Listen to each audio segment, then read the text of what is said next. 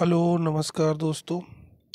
Current affair की इस class में आपका स्वागत है। ये क्लास आपकी 22 दिसंबर 2023 की क्लास है और जो लोग एग्ज़ाम की तैयारी कर रहे हैं उनके लिए बहुत ही इम्पोर्टेंट है और नहीं कर रहे हैं उनके लिए भी बहुत ही इम्पोर्टेंट है जानकारी के लिए। कृपया इस वीडियो को पूरा देखें और जानकारी हासिल करें। अगर वीडियो अच्छा लगता है तो चैनल को लाइक करें, सब्सक्राइब करें और कमेंट करें। तो इसमें हमने कुछ पॉइंट दिए हैं, उनके पॉइंट पर चर्चा करेंगे। और पहला पॉइंट है साहित्य अकादमी पुरस्कार 2023 विजेताओं की पूर्ण सूची। साहित्य अकादमी पुरस्कार के बारे में आप जानते हैं और ये हर साल दिए जाते हैं। तो ये साहित्य अकादमी पुरस्कार की शुरुआत हुई थी 1960 में। सबसे पहले साहित्य अकादमी पुरस्कार दिया गया था किसको? R.K. नारायण को। R.K. नारायण जी को। R.K. नारायण जी को ये पुरस्कार दिया गया था 1960 में। ठीक। और उन्होंने एक उपन्यास लिखा था द गाइड। उपन्यास लिखा था द गाइड। इसमें ये इनको दिया गया था। ये एग्जाम में पूछ लिया जाता है ये कब शुरुआत हुई। अब इसमें ये जान लो ये क्या होता है। इसमें 1 लाख रुपए की राशि दी जाती है। कितनी दी जाती है? 1 लाख रुपए की। और जब ये शुरू हुआ था 1960 में तब दी जाती थी 5,000 रुपये। तब कितनी दी जाती थी? 5,000 रुपये दी जाती। अब इसमें 1 लाख रुपए की राशि दी जाती है। और 20 दिसंबर 2023 को 24 भारतीय भाषाओं के लेखकों को साहित्य अकादमी पुरस्कार दिया गया। ठीक है, साहित्य अकादमी पुरस्कार 2023 से पुरस्कृत करने की घोषणा की गई। तो 24 भाषाओं में ये दिया जाता है। किसने? 24 भाषाओं में। 24 भाषाओं में दिया जाता है। और इसमें देखो इसमें क्या हुआ है, हिंदी भाषा में हम कुछ भाषाएं बता दे रहे हैं आपको। हिंदी में किसको दिया गया है? राजीव को, नहीं संजीव को।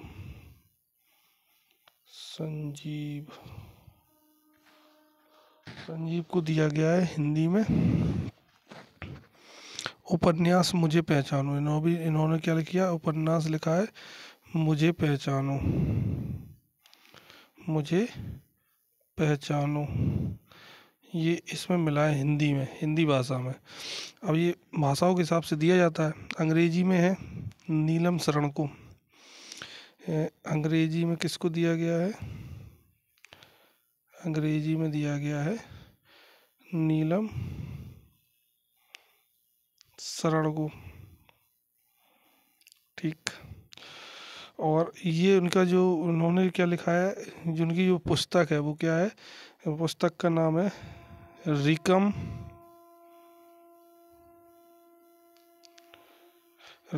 इन रागा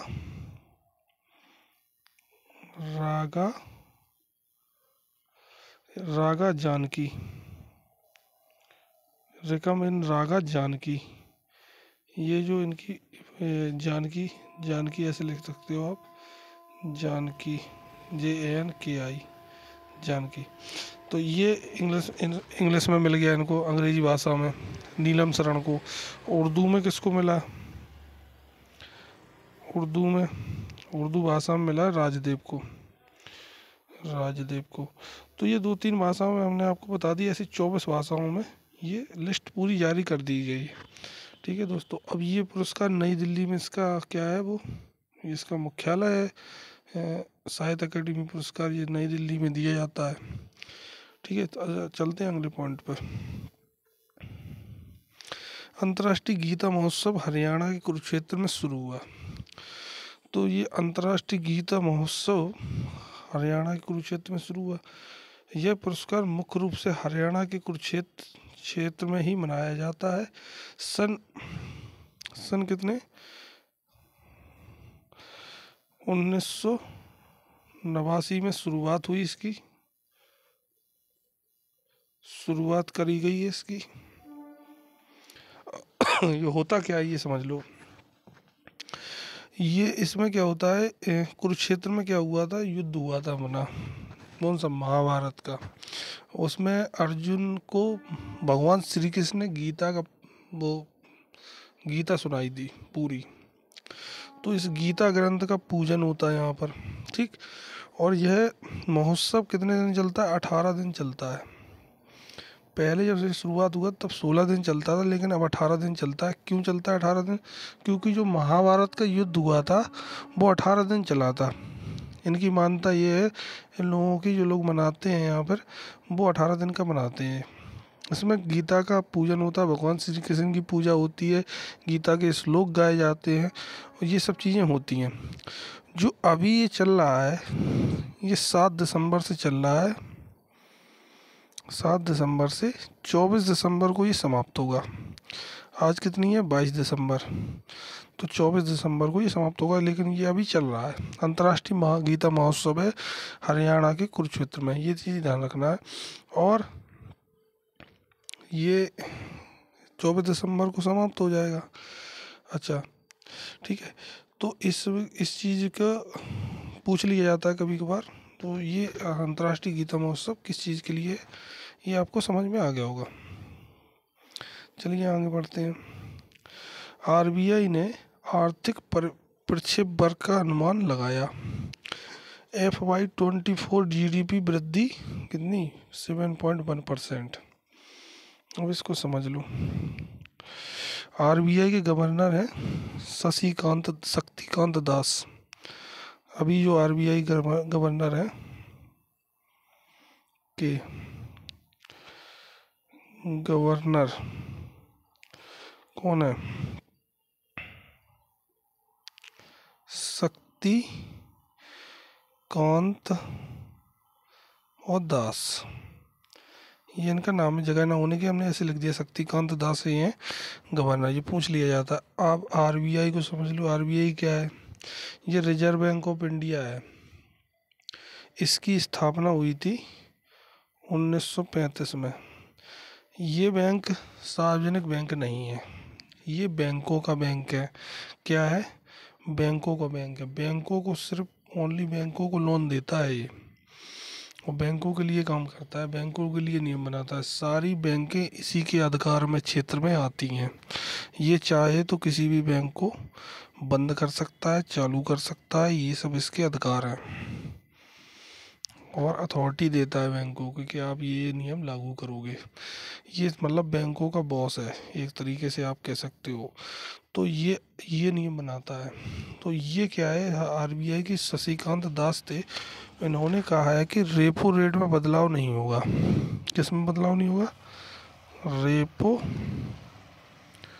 रेट, या रेपो रेपो दर भी कहते हैं इसको हिंदी में। ये रेपो रेट और रेपो दर क्या होता है, इसको समझ लो। ये रेपो रेट अभी वर्तमान में कितनी है, 6.5% है, ठीक। आरबीआई जो क्या करती है, किसी भी बैंक को पैसा देती है, कर्जा देती है, लोन देती है। कोई भी बैंक जाएगी आरबीआई से, बैंक लेगी, कर्जा लेगी। अब कर्जा जो ऋण होता है वो दर उस पर तो ब्याज लगता है। जो ब्याज की जो दर होगी, उसको दर को रेपो रेट कहते हैं। आरबीआई द्वारा जो ब्याज दिया जाता है उसको रेपो रेट कहते हैं। अब ऐसा नहीं है कि बैंकों को ही देती है, कुछ वित्तीय संस्थाएं भी इससे आरबीआई से लोन लेती हैं। अब रेपो रेट समझ गए आप, रेपो दर क्या होता है, जो आरबीआई लोन देती है वो दर को कहते हैं रेपो रेट। तो ये रेपो रेट में बदलाव नहीं करेंगे। आरबीआई वाले कह रहे हैं रेपो रेट हम इतनी ही रखेंगे, 6.5 जो पहले थी। साल 2024 में हम नहीं बदलेंगे, हम 6.5 ही रखेंगे, हम बढ़ाएंगे नहीं। अच्छा, एक चीज़ और समझ लो, अगर रेपो रेट बढ़ती है तो क्या क्या होता है। मान लो आरबीआई रेपो रेट बढ़ा देती, रेपो दर को हम क्या करते, बढ़ा देते, तो क्या होता है, जो जो सार्वजनिक बैंक होती हैं उनसे जो ग्राहकों को, यानी कि जनता को जो लोन मिलता वो महंगा मिलता। लोन महंगा मतलब लोन की जो ब्याज दरें होती वो बढ़ जाती रेपो रेट के से बढ़ने से। जैसे होम लोन है, ठीक, होम लोन है, पर्सनल लोन है, ठीक, और कौन सी होती है, और कार लोन है, जितने भी प्रकार के लोन चल रहे हैं भारत में, सब सब सबकी ब्याज दरें बढ़ जाती हैं रेपो रेट के बढ़ने से। लेकिन अभी जो स्थाई कर दी इनने, तो ब्याज दरें नहीं बढ़ेगी, ब्याज दर उतनी ही रहेंगी जितनी हैं।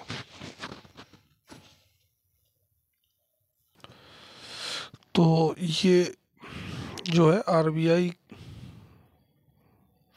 के रेपो रेट में अगर वृद्धि होती है तो सभी चीज़ों पे महंगाई हो जाती है, क्योंकि लोन महंगी हो जाएगी तो उसकी ब्याज दर भी महंगी हो जाएंगी, सब चीज़ महंगी हो जाएगी।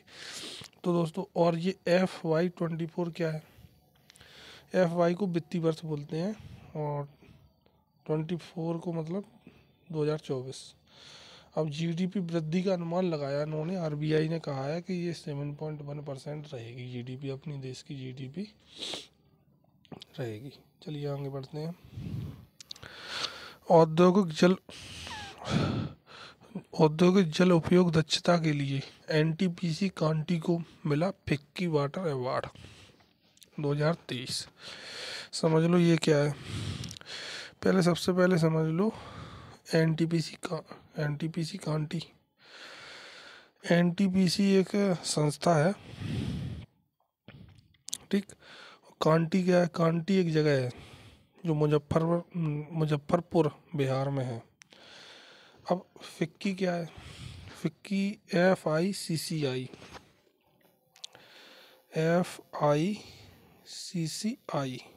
फिक्की बोलते हैं इसको शॉर्ट फॉर्म में। ये भारत गैर सरकारी व्यापारिक संघ है, भारतीय गैर सरकारी व्यापारिक संघ है, ठीक है। अब इसका जो पुरस्कार है, जल पुरस्कार, फिक्की जल पुरस्कार है, इसको 11वां संस्करण है। कौन सा है?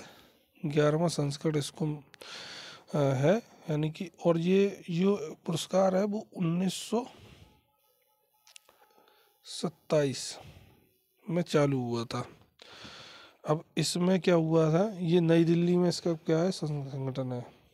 अब ये जो फिक्की संस्था है, इसका क्या काम है ये भी समझ लो। फिक्की पहले समझ लो, फिर उसके बाद पुरस्कार समझा देंगे।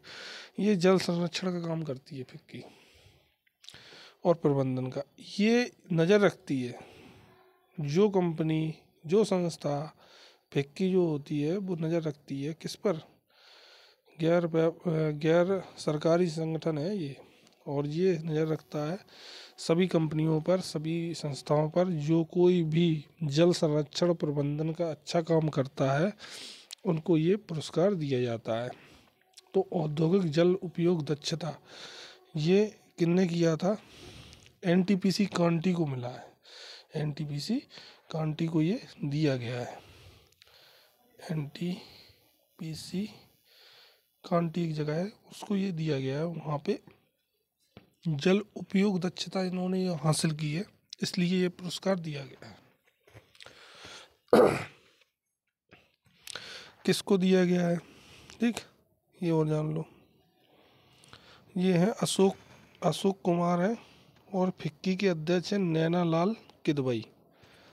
अशोक कुमार और नैना लाल किदवई को, अशोक कुमार और नैना लाल किदवई को,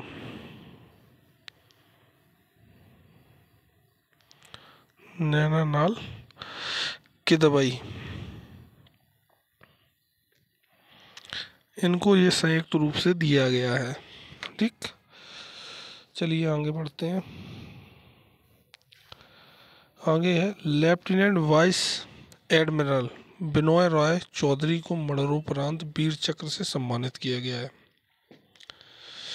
18 दिसंबर 2023 को ये समारोह में दिवंगत, यानी ख़त्म हो गए ये, 22 एडमिरल बिनोय राय चौधरी को उनकी युद्धकालीन बहादुरी और सेवा के लिए ये पुरस्कार दिया गया है, वीर चक्र पुरस्कार दिया गया है। अब वीर चक्र के बारे में जान लो। यह पुरस्कार, जो वीर चक्र पुरस्कार है, वीर चक्र पुरस्कार ये किसके लिए दिया जाता है? यह पुरस्कार युद्ध काल में सैन्य वीरता के लिए दिया जाता है। बिनोय राय चौधरी नौसेना में एकमात्र टेक्निकल ऑफिसर थे। बिनोय राय चौधरी जो है वो टेक्निकल ऑफिसर थे, इंजीनियर थे। अब ये कब ये युद्ध हुआ था, युद्ध कब लड़ा था इनने? 1971 में भारत पाक युद्ध में इन्होंने वीरता दिखाई थी। क्या वीरता दिखाई थी? जो आईएनएस विक्रांत है, ये नेवी में जो जहाज चलते हैं वहाँ पे ये इंजीनियर के रूप में तैनात थे। आईएनएस विक्रांत पर ये थे, और आईएनएस विक्रांत में इन्होंने बहुत सारे लोगों को बचाया था। कैसे बचाया था? वहाँ ये गड़बड़ी हो गई थी उसमें, आईएनएस विक्रांत में, तो उन्होंने बहुत ही जल्दी अच्छा काम किया था, उसको बहुत ही जल्दी रिकवरी पर ले आए थे। और आईएनएस विक्रांत पर रखे थे फाइटर प्लेन, जिनको कहाँ पहुँचाना था? ईस्ट पाकिस्तान में पहुँचाना था। वो उन्होंने वहाँ पे ये काम किया था, बहुत ही अच्छा काम किया था। इसलिए इनको लेफ्टिनेंट वाइस एडमिरल को, बिनोय राय चौधरी को, ये परम भी नहीं, वीर चक्र पुरस्कार दिया गया। आगे बढ़ते हैं। चंद्रयान 3 की सफलता के लिए इसरो को मिला लीफ एरिक्सन लूनर पुरस्कार। अब चंद्रयान 3 इसरो समझ लो, इसरो क्या है? इसरो एक संस्था है जो कि क्या है, इंडियन स्पेस रिसर्च ऑर्गेनाइजेशन है। ये इसरो का फुल फॉर्म है, ठीक। स्पेस रिसर्च ऑर्गेनाइजेशन है, स्पेस में ये काम करती है, स्पेस के लिए काम करती है। जैसे अमेरिका की एक संस्था है, वो कौन सी है? नासा के बारे में आपने जाना होगा, सुना होगा कभी ना कभी। वो नासा क्या करती है? वो भी करती है, वो अमेरिका के लिए काम करती है। भारत की ये इसरो है, ठीक। अब इसरो के जो अध्यक्ष हैं अभी एस सोमनाथ हैं। कौन है? इसरो के जो अध्यक्ष हैं एस सोमनाथ है। ये आप लिख सकते हो, नोट कर सकते हो, एस सोमनाथ है। एस सोमनाथ से पहले तो कौन थे? के सिवान थे, के सिवान थे, ठीक। अब इसरो की जो स्थापना हुई वो कब हुई थी? 1962 में हुई थी, ठीक। विक्रम ए साराभाई ने इनकी स्थापना, जब इसरो की स्थापना हुई थी तो अध्यक्ष कौन थे? अध्यक्ष थे विक्रम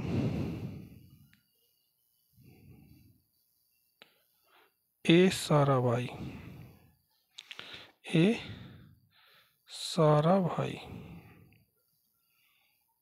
ठीक। ये इसरो के तथ्य हैं, ठीक। इसरो के, और ये इसरो कहाँ पर है ये भी जान लो। ये कर्नाटक राज्य में बेंगलोर में है। कहाँ पर है? कर्नाटक राज्य के बेंगलोर में है, बेंगलुरु में ये है इसरो का मुख्यालय, इसरो है, ये संगठन है। तो अब इतना जान लिया। अब ये इसने क्या किया था? चंद्रयान 3 को भेजा था। चंद्रयान 3 को 23 अगस्त, कब भेजा गया था? 23 अगस्त को चंद्रयान 3 कहाँ पहुंच गया था? चंद्रमा के दक्षिणी ध्रुव पर पहुंच गया था, ठीक। दक्षिणी ध्रुव पर उतारने वाला भारत दुनिया का पहला देश बना। कहाँ पर उतरा? दक्षिणी ध्रुव। उत्तरी ध्रुव में तो वो आए थे सब लोग, नील आर्मस्ट्रॉन्ग थे और भी कोई लोग थे। उत्तरी ध्रुव में सब लोग गए, लेकिन दक्षिणी ध्रुव में पहला देश ऐसा है भारत, जिसने अपना चंद्रयान भेजा, ठीक। तो ये चंद्रयान 3 की कहानी आपको पता चल गई, ठीक। अब इसको जो पुरस्कार लीफ एरिक्सन पुरस्कार जो मिला है, ये किसने दिया है? आइसलैंड के संग्रहालय में ये पुरस्कार दिया है। आइसलैंड के संग्रहालय ने ये पुरस्कार दिया है इसरो को। अब ये लीफ एरिक्सन कौन है?